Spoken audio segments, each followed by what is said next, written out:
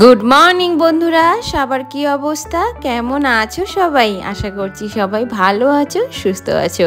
আজকের ব্লগটা শুরু করলাম একদম সকাল সকাল। এখন বাজে সকাল 9টা। আমি এখন স্নান ধান করে চলে এলাম একটু স্কিন কেয়ার করতে। ব্যাস স্কিন কেয়ার করে একটু সানস্ক্রিন লোশন লাগিয়ে এবার চলে যাব সোজা কিচেনে। ওহো, তার আগে করব পুজো। কিন্তু পুজো করতে গিয়ে দেখছি ফুলই নেই। ব্যাস তারপর বর্মশাইকে বললাম ফুলটা এনে দাও, তারপর করব পুজো। বর্মশাই বললো তোমার পুজো করতে অনেকটা সময় লেগে যাবে, আমার ফুল আনতে টাইম লেগে যাবে, তো তুমি এক কাজ করো, তুমি কিচেনে গিয়ে রান্না বান্না স্টার্ট করে দাও আর আমি আজকে পুজোটা সেরে নেব। আচ্ছা ঠিক আছে। বর্মশাই যখন নিজের থেকে দায়িত্বটা নিয়েই নিল, তো আমার অনেকটা কাজ কমিয়েও দিয়েছে। চলো এবারে তাহলে কিচেনটাকে একটু ভালো করে ক্লিন করে নিই, তারপরে শুরু করব রান্না বান্না।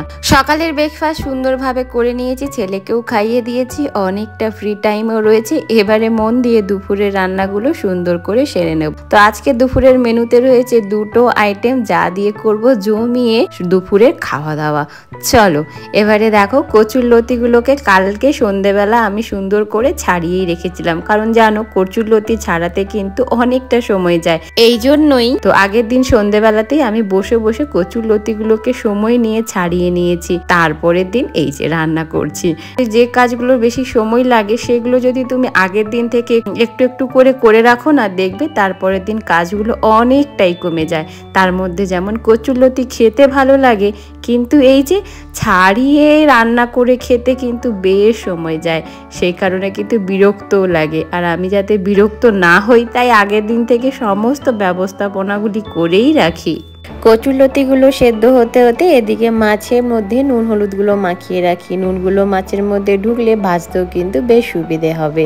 কালকেই বর্মশাই এই বাটা মাছ 6 পিস আর বেশ বড় বড় সাইজেরই এনেছিল। আর রয়েছে এই যে চিংড়ি মাছগুলো। তো এই চিংড়ি মাছ দিয়ে করব কচুলতি আর বাটা মাছ দিয়ে করব সর্ষে ঝাল। ব্যাস আজকে দুপুরের মেনুটা বেশ সুন্দর কিনা বলো তো একবার।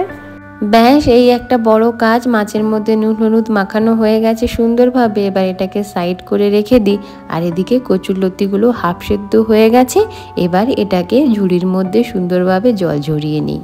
আর এইদিকে দেখো, ভাতের জন্য চালগুলোকে ধুয়ে হাঁড়িতে ভাত বসিয়ে দিলাম। ভাতটা এদিকে হতে থাকুক। তার আগে যে কাজটা আমি করে থাকি সেটা হচ্ছে ছেলের জন্য একটু আলু ভাতে দিয়ে রাখি। আলুটা যদি ভাতের মধ্যে দিয়ে দিই সুন্দরভাবে সেদ্ধ হয়ে যায়। আর ছেলে যদি কোনো কিছু খেতে না চায়, এই আলু ভাতে দিই ও সুন্দর করে ভাত খেয়ে নেয়। আর এই কারণেই আমার ওর জন্যই আলু ভাতে দেওয়া।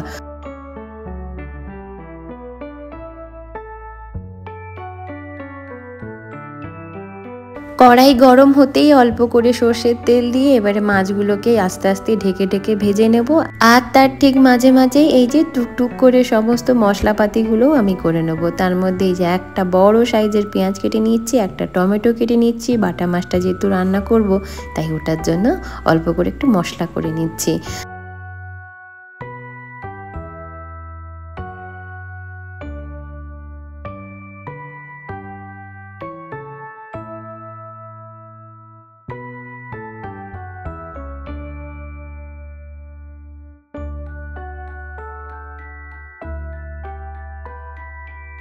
বাটা মাছগুলোকে সুন্দর করে হালকা কড়া করে ভেজে তুলে রাখলাম। এরপর চিংড়ি মাছগুলোকে হালকা ভেজে তুলে রাখবো। তারপরে শুরু করব কচুরলতি রান্না। কি যে এক্সাইটমেন্ট ভেতরে কাজ করছে সেটা আমিই জানি, কারণ কচুরলতি আমি না এটা সেকেন্ড টাইম রান্না করব। আসলে ব্যাঙ্গালোরে সেরকম ভাবে কচুরলতি পাওয়া যায় না, আর যখন পেয়েছি তখন নিয়েই নিয়েছি লোভ সামলাতে না পেরে। আর জানো তো, আমার মধ্যে একটা বাজে ব্যাপারও রয়েছে, সেটা হচ্ছে এই যে বেশি পরিমাণে মাছ ভাজলে আমি আবার লাস্টে না মাছ দিয়ে রান্না খেতেই পারি না, কেন জানি না। এটা না আমার মায়ের থেকেই এসেছে। আমার মায়েরও না সেম জিনিস হয়। মা যদি বেশি পরিমাণে মাছ মাংস এগুলো রান্না করে একসাথে, তাহলে কিন্তু আমার মাও দেখেছি খেতে পারে না। ওই আলু ভাতে দিয়ে ভাত বেশ শান্তি মনে তৃপ্তি ভরে খায়। যাই হোক, তোমাদের সাথে কথা বলতে বলতে এদিকে কিন্তু সর্ষেটাও সুন্দর করে বেটে নিলাম। দিলাম। 2 চামচ সর্ষে, তার মধ্যে অল্প পরিমাণে লবণ দিয়ে বেটে নিয়েছি যাতে সর্ষেটা তেতো না হয়ে যায়।